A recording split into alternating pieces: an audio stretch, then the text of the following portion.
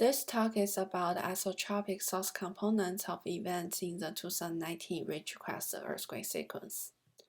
Earthquake ruptures are dominated by shear motions. Many observations show that earthquake ruptures are associated with isotropic radiations, which can dramatically change the local failure processes.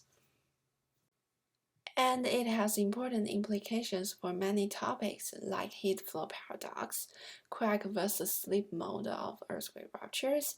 It can also help to identify small explosions from earthquake shear motions. However, solving the small isotropic components of tectonic earthquakes is a challenging task because isotropic radiations have a small wavelength and high frequency, which decay faster with propagation distance. Therefore, solving isotropic components require dense station coverage that can record high-frequency radiations, provide better focal sphere coverage, and help to solve more accurate material properties and earthquake locations. 2019 magnitude 7.1 Ridgecrest sequence is surrounded by 39 stations within 100 epicentral distance, which records high-frequency seismic radiations and help to provide high-resolution 3D velocity models. Therefore, we use these data to perform automated 3D moment tensor inversion and obtain over 200 full moment tensors for magnitude larger than 3.5 earthquakes.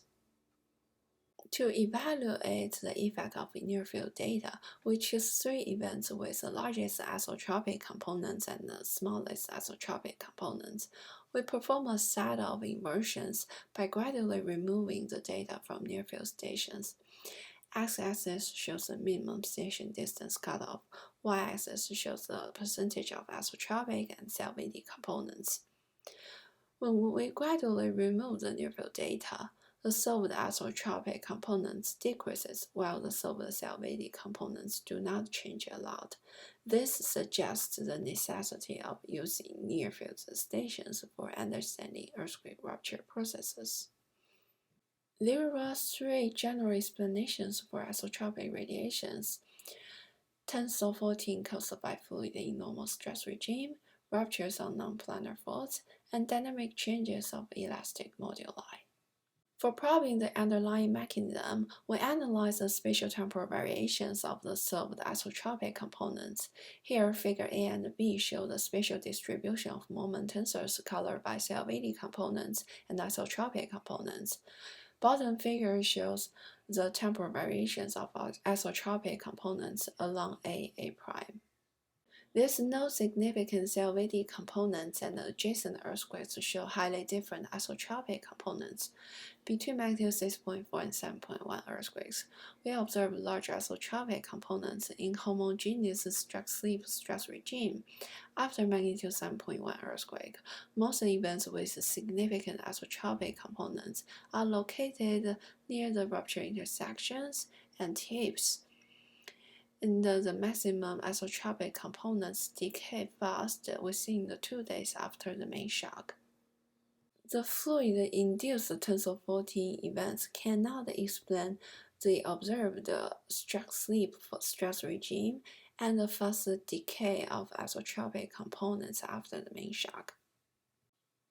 For ruptures on fault with complex geometry, we may also expect a large CLVD components and the complex stress regime without strong temporal variations of isotropic components. Therefore, these two mechanisms cannot explain some of the observations. The significant isotropic components may be mainly caused by damaged rock fracturing that can create fresh faults, cause large decrease of elastic moduli in the intact rocks at the beginning stage of the sequence.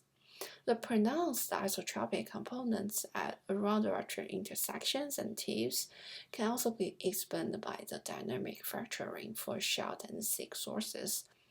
However, the other two mechanisms may also cause isotropic radiations to some extent. Here are the summaries. More near-field data can help to better resolve detailed local processes and governing physics. Thank you.